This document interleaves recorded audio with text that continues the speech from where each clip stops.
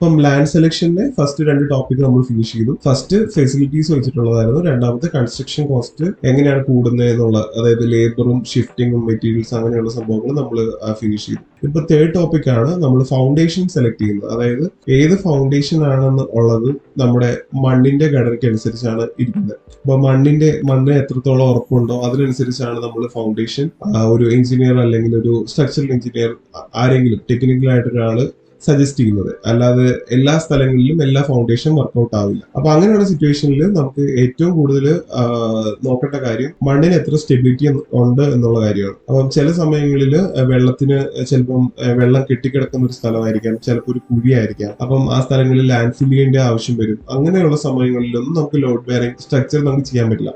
Load bearing എന്ന് പറയുമ്പോൾ നമ്മൾ കരിങ്കൽ കെട്ടിയിട്ട് അതിന് മുകളിൽ ബെൽറ്റ് വാർക്കുന്ന ലോക്കലായിട്ട് നമ്മൾ സാധാരണ ചെയ്യുന്ന ഒരു സംഭവം നമുക്ക് ചെയ്യാൻ പറ്റില്ല. അപ്പൊ അങ്ങനെയുള്ള സമയങ്ങളിൽ ചിലപ്പം കോളം ഫൂട്ടിങ്ങോ അല്ലെങ്കിൽ അതുപോലെ തന്നെ പൈൽ ഫൗണ്ടേഷനിലോട്ടൊക്കെ ചിലപ്പോൾ പോകേണ്ട സിറ്റുവേഷൻ വരും.